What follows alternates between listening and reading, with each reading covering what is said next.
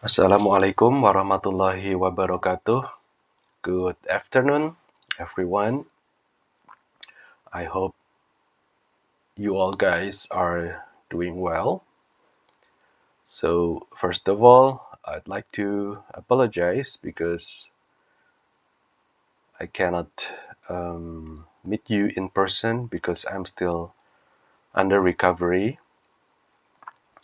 But I hope that by delivering this course online, um, it is not a big deal for you all because I believe that you are all already get used to uh, this kind of meeting, right?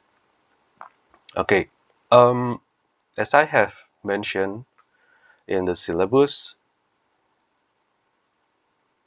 in this meeting, I will discuss about selection interview.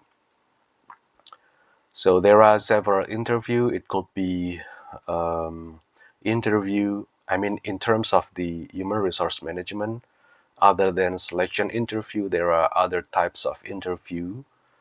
For example, sometimes when you do the performance appraisal, when you are trying to assess your employees' performance, sometimes you also do interview, and sometimes you also do the exit interview. So when your employee decided to resign from your company or from their jobs, as a human resource manager, sometimes you also need to do the exit interview. So the exit interview is conducted to understand why they decide to resign from the jobs, and it is expected that when you understand the reason why they resign, you can improve those parts and you can prevent um, the same things, the same cases happen in the future. So that's um, uh, you know a brief overview about selection interview and how it differs from other interview. So in the last meeting we have discussed um, several ways to do the selection process, and basically the interview is part of that selection process. So when we look at this picture, the human resource management main function, basically when we talk about interview, it is still around this area. So it is still around the topic of selection.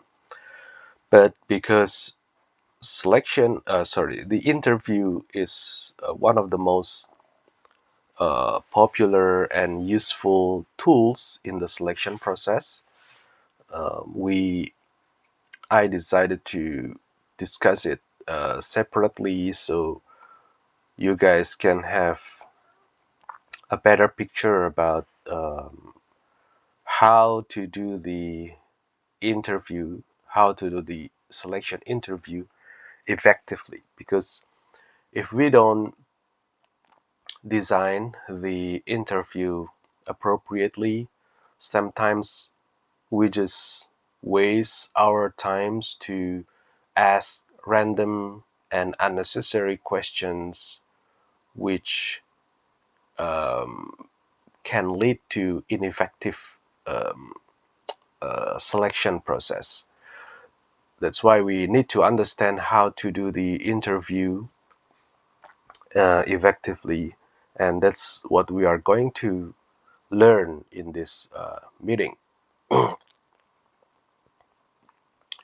So basically, there are three learning objectives from this meeting.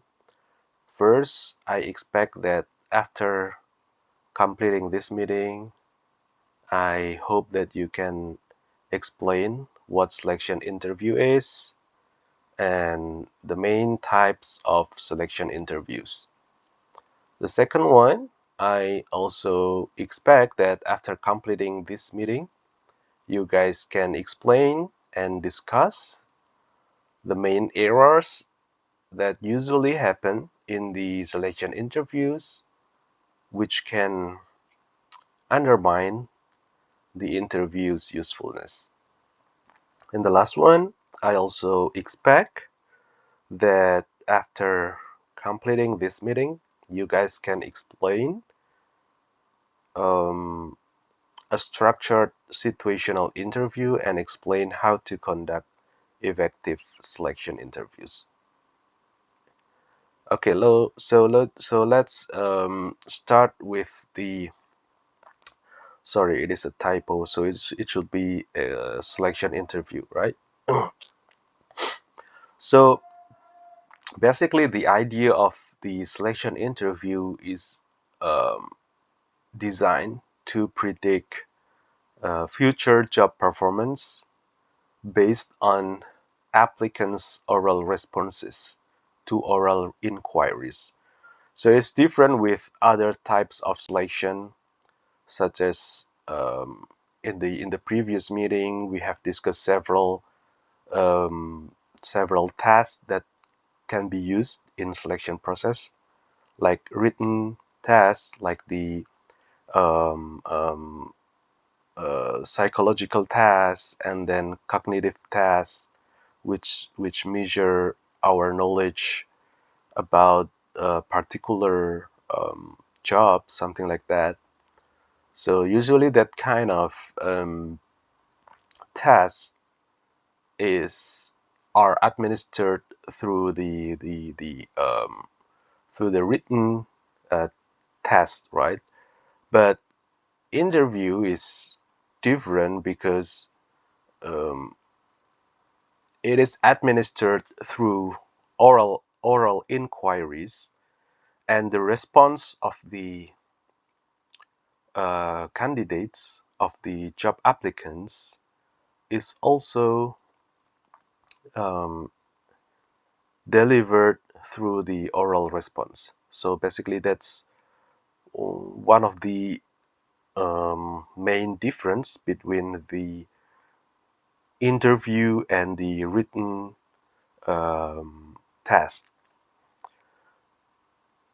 Other than that, typically the selection interview has a lower budget compared to the written test, because we don't need to prepare, you know, a at least, the paperworks, and then as much as the written test, and then we don't need to design kind of grading system as what we should do in the written test. But of course, we still need to do the grading system in the selection interview process, which we will discuss later. Sorry. So yeah, this slide explains, yeah, the idea of the selection interview. When we talk about the interview, basically they can be classified based on at least three criteria. The first one, we can classify the selection interview by um, how structured they are. And then the second one, we can also classify based on the content of the questions in the interview. And the last one is that it can also be classified depending on how the firm administers the interview. So we will discuss it one by one. So the first one is the classification of interview based on how structured they are. Based on this classification, we can have at least two types of interview. The first one is unstructured interview, and the second one is the structured interview. So the unstructured interview, as you can see it in the in the term in the terminology, well, basically it is unstructured. You don't need to prepare a list of questions. Typically, the questions just come up instantly when the interviewer um, meet the candidates. And sometimes because um, the interviewer doesn't have any guidelines, doesn't have any list of questions, the questions could be anything. So it could be a very basic question like, where do you come from? And then what is special about your hometown? Something like that. Or even sometimes the interviewer could also ask about what what is your hobby, something like that. And then yeah, that's the disadvantage of the unstructured interview, because there is no such guidelines. Then sometimes the interviewer are the interviewer is distracted, and the questions could be um, far away from what we need to understand from the candidates. But the advantage of this kind of interview is that we can have a more relaxed situation of ambience of interview. Yeah, so at least that is the advantage, one of the advantages of the unstructured interview. The second type of the interview based on how structured they are is the opposite one. It is the structured interview. So when you have the structured interview, typically you already have the guidelines, you already have the list of questions. And when you are doing the interview, you just follow those lists of questions, and you can, and sometimes for each questions, there will be a kind of column that indicate how many score that you give for the candidates for each questions. Or sometimes in the form of the question, you can also find kind of a range of points, like from 1 to 5 or from 1 to 100, something like that. And then you need to give um, a points according to the candidate's response to your questions. Sorry, I'm a bit cough actually, and have have a flu, so I'm sorry if sometimes I'm coughing and it might be inconvenient for you. I'm sorry for that. So yeah, so that is the idea of the structured interview. So the difference is whether you have a guidelines or not. If you don't have the guidelines for the interview, the list of questions, so it is an unstructured interview. On the other hand, if you have the guidelines or you have the list of questions and you need to assign points for each question, then that is a structured interview. But in practice, actually, interview structure is a matter of degree. So sometimes, even though you are having the list of questions, sometimes you are allowed to do some improvisation. You are allowed to add more questions, to do the probing, to get a more detailed answer, to get a more detailed response from the candidates, so you can have a better idea about the response, something like that. So yeah, sometimes in the practice, the best way to do the interview is that you have the guidelines, you have the list of questions, but you are still allowed to do or to add one or two more questions to dig deeper into the response of the interviewee for a particular questions. So that is the best practice that we usually face, that we usually find in the practice. Okay, I hope it is quite clear. And now we move to the classification of the interview based on the interview content, based on the types of questions to ask. The first one is the situational interview. So the idea is that um, it is designed to understand how the candidate would behave in a given situation.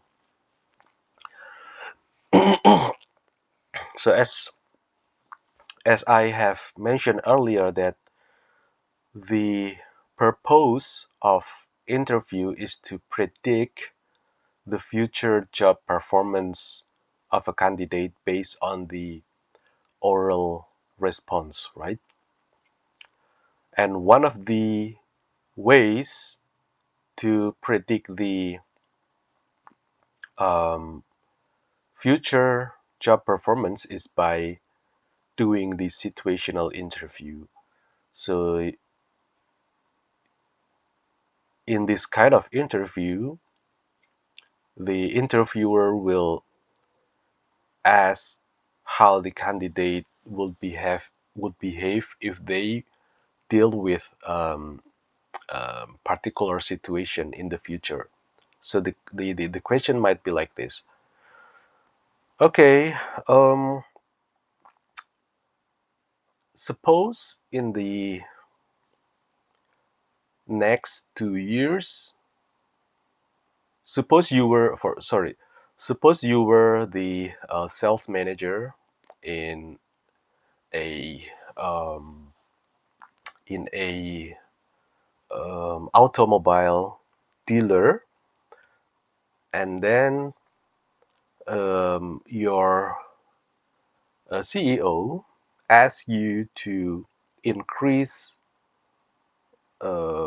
your sales by 30% in the next year. What would you do to achieve that target? So the question is something like that. So that is the situational interview. So the question is kind of using, the future tenses, something like that. What will you do if blah blah blah blah? What will you do in the future if the situation is like this? What will you do if your supervisor asks you to do this? Something like that. So the second type of the interview based on the content is the behavioral interview.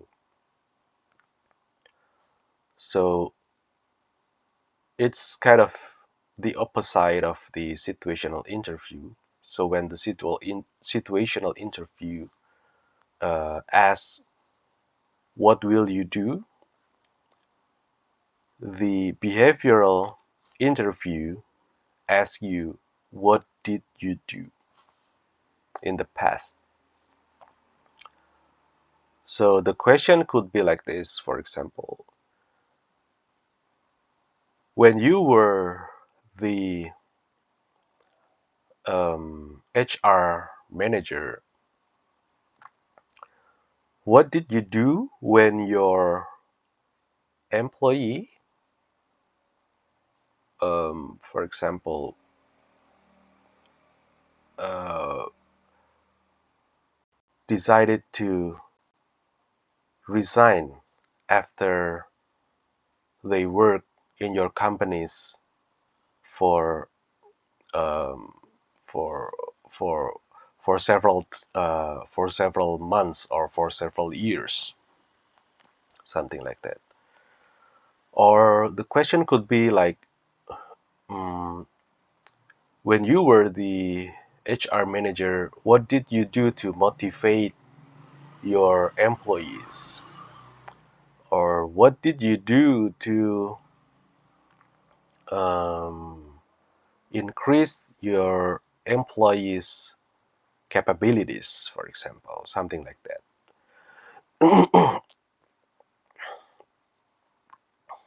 Okay, so that is the second type of the interview based on the content. Um, the third one is the job-related interview. So it focuses on relevant past job-related behaviors. So yeah, sometimes the question could be related to the job and it could be unrelated to the job. For the unrelated job um, questions, it could be like, yeah, the very basic question like, what motivates you to work in this company, something like that. But for the job related questions or interview, um, it is very specific to your job related experience. Like, for example, mm, when you work as the operator, machine operator in the in your past companies, how do you operate X machine, like a particular machine, for example? How did you learn to operate that kind of machine, for example? It is very specific to your job-related experience. Okay, and the last type of this interview is the stress interview.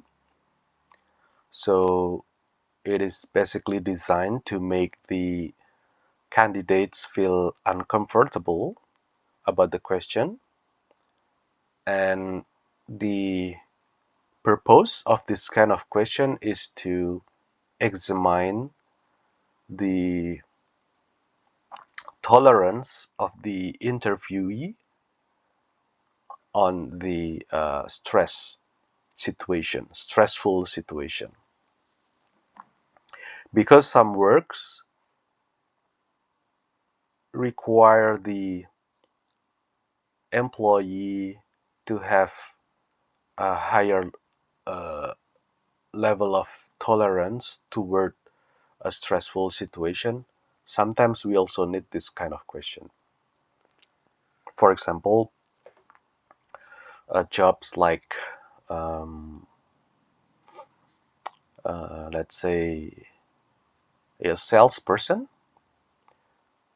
you always deal with targets and deadlines. For example, in a month, in a automobile dealer company, in a month as a salesperson, you need to sell like 5 cars, for example. That kind of job for requires the employee to have a higher level of tolerance toward a stressful situation. So sometimes this kind of interview is also necessary. So the question could be like, um, when you have when you work as a salesperson, you will have a target. You will be required to sell at least 5 cars a month. So what will you do? And then when the interviewee responds to that question, the interviewer might give, you know, an uncomfortable a response that make the interviewee feel uncomfortable. For example, I don't think that your strategy or your explanation makes sense, because that situations um, is not really what you have talked about. The situation is more complex than that. So what will you do to anticipate that? Something like that. So basically the idea is to make the interviewee feel uncomfortable, and it's designed to test the level of tolerance towards stressful situation. Okay, so the next one is discussing the classification of interview based on how we administer the interview. So there are several types. The first one is unstructured sequential interview. So the interviewer forms an independent opinion after asking different questions. So the questions will not be structured, and the interviewer can have any questions they want, and they can give score using their own standard. On the other hand, the opposite one is the structured sequential interview. So the idea is that the interview is conducted um, by several persons, but the but each interviewer will have a will have a will have a form that they need to fill, and and the and the form is standardized among all um, the interviewer.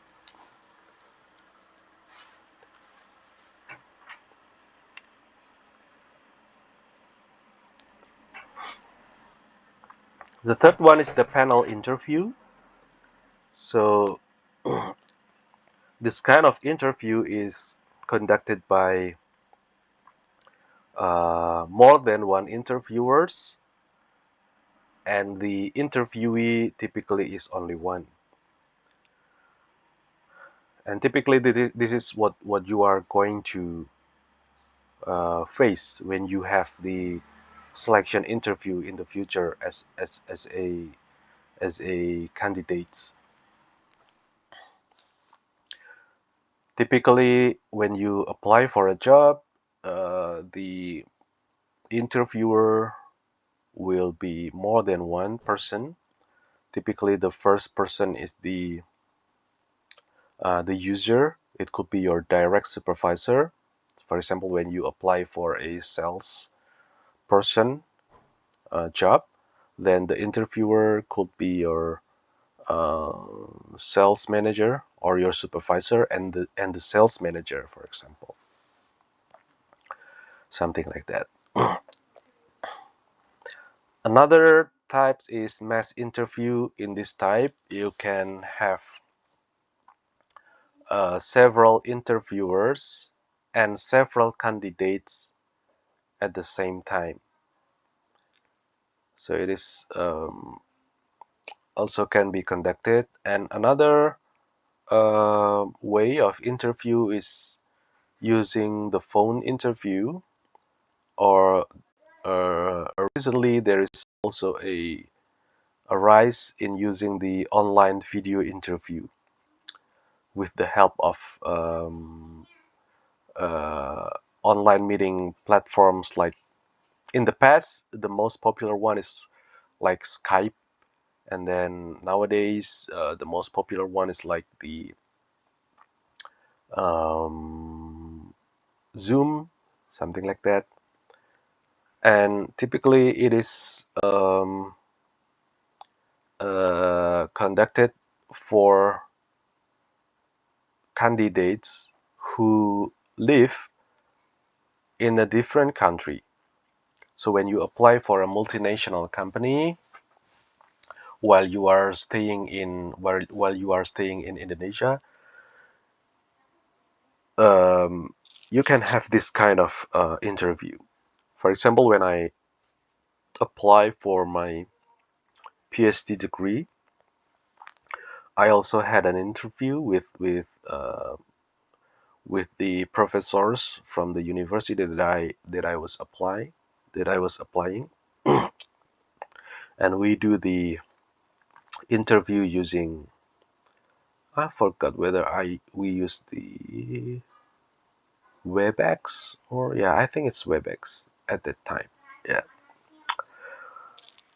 Okay, so there are some types of interview which are classified based on the content of the interview.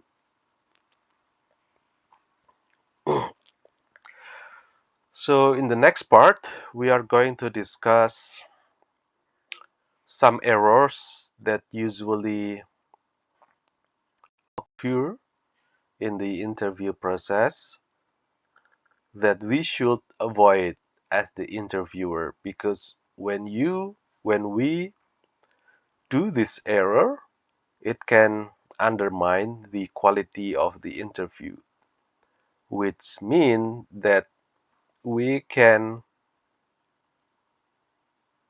select employee that actually is not the best available on the list of the candidates. So it could be, I mean, the consequence is quite severe.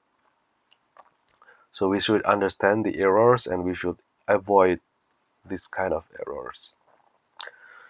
The first one is the error, sorry, which based on the first impression. So unfortunately, a study conclude that 85% of the interviewer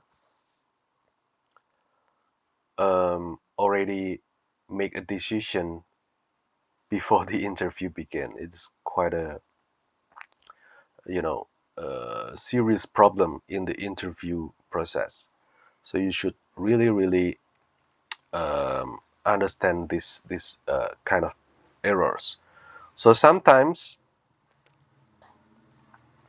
um, this kind of errors occur because as an interviewee, you will see the scores of the candidates test in the previous stages, like the written test or psychological tasks or the cognitive tasks or even the physical tasks, for example.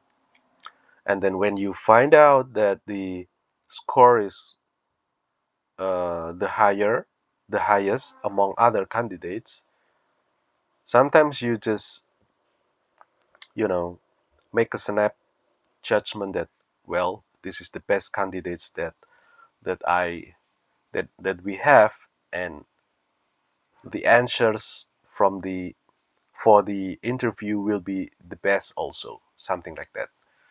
The judgment is something like that, and it could be dangerous. Sometimes it could be also based on the CV. So for example, when you see the CV of the candidates, all the candidates, you find out one candidates that stand out among other candidates, and any responses that the candidates give in the interview, you will have, positive impression about that because you already have a positive judgment about the candidates based only on the CV. And sometimes you can also have a first impression bias based on the appearance. So when you find candidates who dress up uh, uh, not well, for example, they use dirty clothes, something like that, or a branded shoes, something like that. You will have a first impression bias toward those kind of candidates. So yeah, the first impression is the most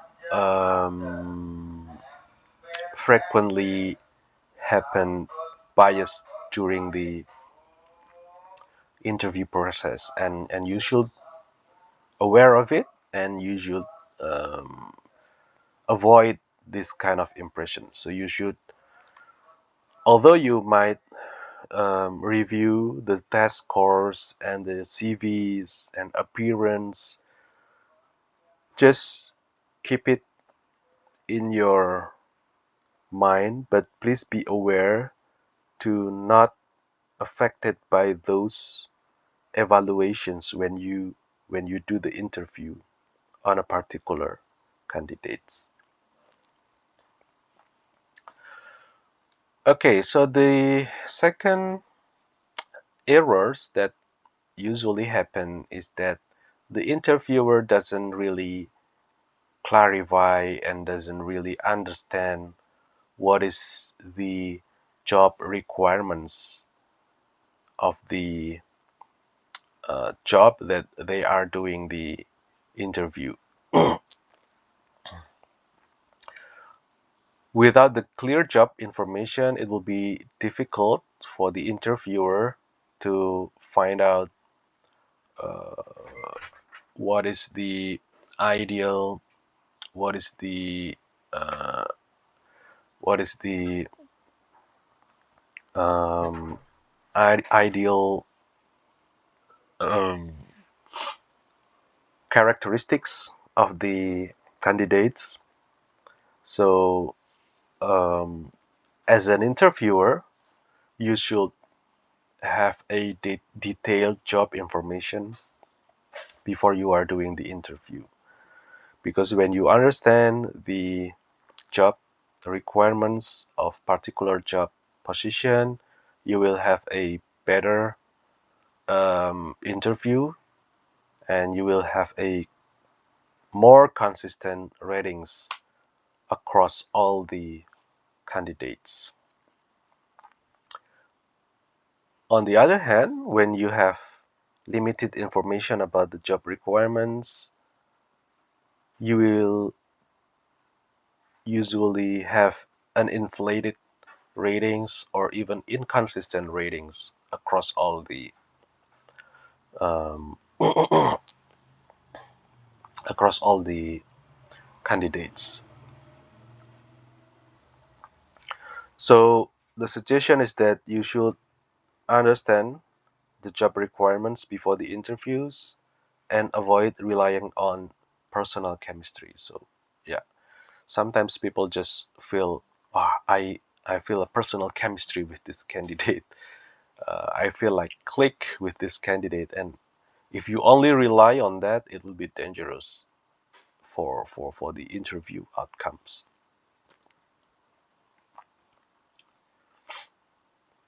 Okay, so the next error is the candidate order error, and it happens because when you um, when you interview a weak candidate, you will feel that the next candidate, even those candidate is, the average candidate, you will feel that those average candidates looks better compared to the previous weak candidate ones, right? So this is the what I mean by the order effect. And there is also a pressure to hire error. It happens when sometimes the situation is like this. So as an interviewer, you are targeted to um, to to to pass, for example, like 10 candidates, and then you will need to interview, for example, like 50 candidates. Under these circumstances, when you already interview, for example, 40 candidates, but um, from the result of the interview, you only, for example, have 5 candidates at that time that you think can pass to the next stage, for example. So on that situation, typically you will be less strict for the last 10 candidates. So your evaluation or your scoring toward that candidates will be less strict because of the uh, candidates that you think already passed is less than the quota that you have. So sometimes um, it could be another error happens in the interview process. So the point is that you need to judge its candidate by the job criteria, not by comparing one and other candidates. And about the quota, sometimes you also need to, to forget about the quota. For example, if you have a quota of 10, but in the reality, there are only 8 candidates that you think that can go to the next stage, then um, just give those 8 candidates. Sometimes you don't need to really um, strict to the quota. Okay, so the next errors could be could come from the nonverbal behavior and impression management. For example, for the nonverbal behavior, it could be uh, bring a bias from the eye contact, energy, voice tone. Sometimes it shapes the interviewer perception or impression about particular candidate. For example, when the interviewee or the candidate have a high energy and good eye contact, this kind of candidate will be more favorable to go to the next stage. But if the candidate have low energy and has minimal eye contact, typically this kind of candidate is not really preferable to go through the next stage, something like that. Another bias sometimes arise from the personality. For example, for the extroverts candidates, typically they get better impression, and um, this kind of person is more preferable to go to the next stage.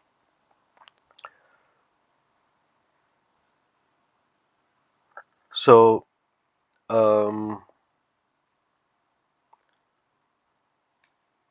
the idea of this slide is that you should be aware of this potential of errors, and you should avoid this kind of errors. So you should not rely on the nonverbal cues, on the personality and the impression management. But again and again, you need to focus on whether the candidates um, is relevant for the job and the organization.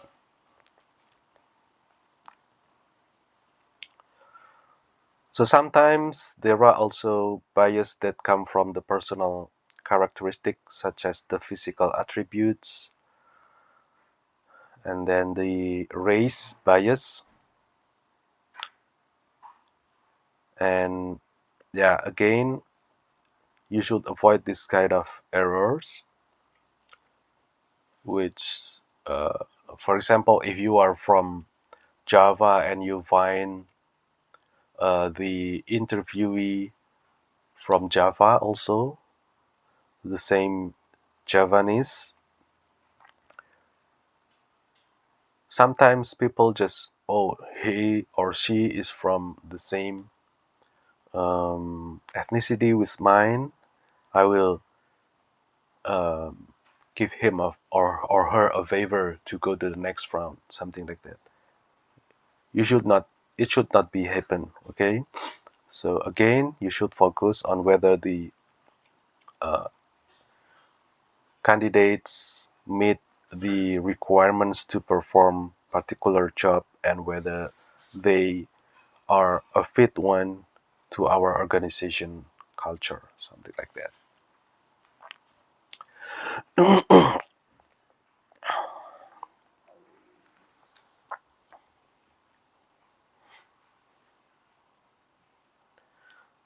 Yeah, so another errors is about disability. Sometimes we also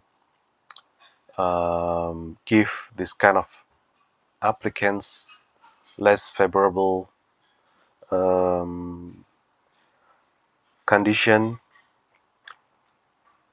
So in Indonesia, our regulation, our law constitutes that we should be fair and we should be inclusive in hiring employee, even for the disability people.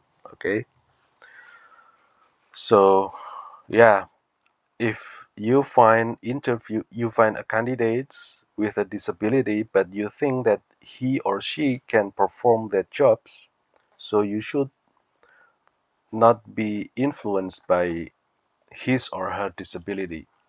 So you should avoid this kind of bias. Another error is the interviewer behavior. Sometimes the interviewer administer kind of leading questions like, you can handle stress, right? So this kind of question is the example of the leading questions. So it is not a good example of question, and it should be also avoided. And sometimes the interviewer also talks too much, and on the other hand, it lets sometimes the applicant to dominate um, the interview process, and it's both of them are not good. So you should keep the balance between your role as the interviewer and the interviewee role. Okay. And sometimes the interviewer also act unprofessionally, like playing interrogator or playing like psychologist, or sometimes also asking discriminatory questions. It should be avoided. The next one is discussing how to design an effective interview. So the first one, as I already mentioned earlier, you should know the job. You should study the job descriptions. You should study the job requirements, what knowledge, skill, ability, and characteristics needed to perform a particular jobs. Then you should structure the interview. As I mentioned earlier, structure sometimes is about degree, but it is important for you to structure the interview. Even though in the later part you will ask more questions to dig deeper into one particular questions, that's fine. But at least you already have a guidelines and a list of questions. Other than structuring the interview, you can use the job-based situational behavioral questions based on the based on the needs, right? And the idea is that you should ask all candidates the same sets of questions, okay? So you can have a fair scoring across all candidates. The next one is get organized. You should have a good place to interview. You should review the resume, review the CV before the interview, and you might also take a note about the strengths and weakness for each candidate, which you can explore later. Okay. So the fourth one is establish rapport. So the idea of the interview is to know whether the candidates can perform a particular job in the future.